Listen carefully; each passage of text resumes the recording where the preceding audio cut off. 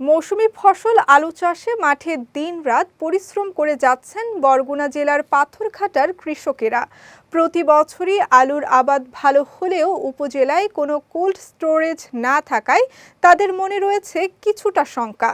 কৃষি অফিস বলছে, কৃষকদের পরামর্শ এবং সর্বাত্মক সহযোগিতার পরও উপজেলায় এই সমস্যার কারণে আলু উত্তোলনের পর বিপাকে পড়ে যান কৃষকরা। ফলে অনেকেই আলু চাষে আগ্রহ হারাচ্ছেন।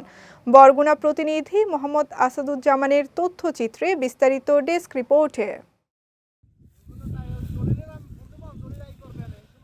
সকালের আলো ফুটলেই এভাবে চিড় খাওয়া মাটির বুকে ফসল ফলাতে ব্যস্ত হয়ে যান বরগুনার পাথরঘাটা উপজেলার কৃষকরা। আলু আবাদের জমিতে সেচ, সার আর কীটনাশক দিয়ে পরিচর্যা করেই দিন কেটে যায় তাদের। আশা একটাই, ঘাম ঝরানো পরিশ্রমের পর ফসলের ন্যায্য মূল্য পেয়ে হাসি ফুটবে মুখে। প্রতি বছরের মতো চলতি মৌসুমেও ব্যাপক হারে আলুর চাষ করেছেন এ অঞ্চলের চাষিরা। জানা যায়, এ অঞ্চলের কৃষকরা প্রতি বছরই আগাম আলু চাষ করে লাভবান হচ্ছেন। এ কারণে আলু চাষে আগ্রহ বাড়ছে তাদের। আমি ৩০০ শতক জমিতে আলু চাষ করছি। গাছের যা গ্রোথ, আশা করি যদি প্রাকৃতিক দুর্যোগ না হয় আশানুরূপ ফলন পাবো এবং লাভবান হইব। আমার ক্ষেত্রে যে আল্লাহর রহমত গাছ হয়েছে, আল্লাহ দিলে লাভবান আমরা অবশ্যই হব, আল্লাহ ইচ্ছা।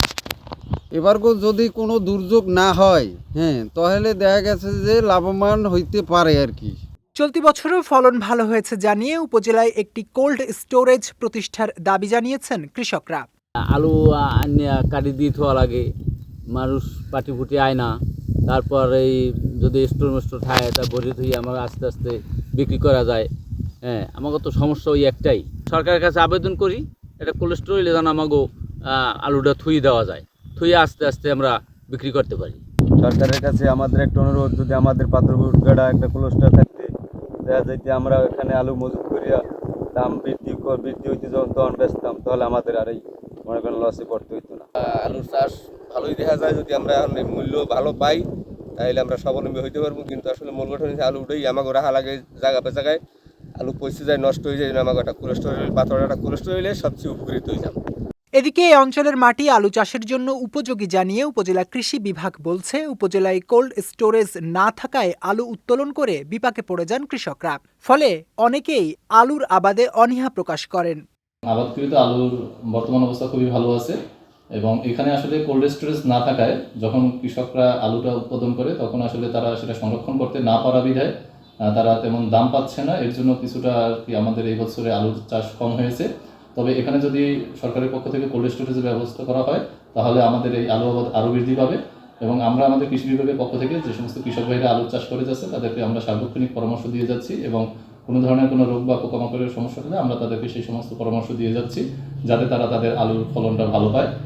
আর পরবর্তীতে আমরা কৃষকদেরকে আরও উদ্বুদ্ধ করব যাতে করে তারা এই আলুর চাষটা আরও বেশি পরিমাণে সম্প্রসারণ করতে পারে।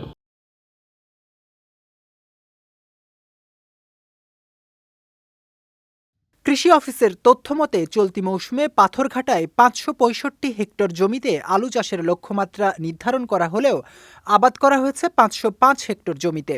এমন অবস্থায় কৃষকদের আলু চাষে উদ্বুদ্ধ করতে কোল্ড স্টোরেজ নির্মাণ অপরিহার্য বলে মনে করছেন কৃষি সংশ্লিষ্টরা। বিজয় টিভি নিউজ ডেস্ক।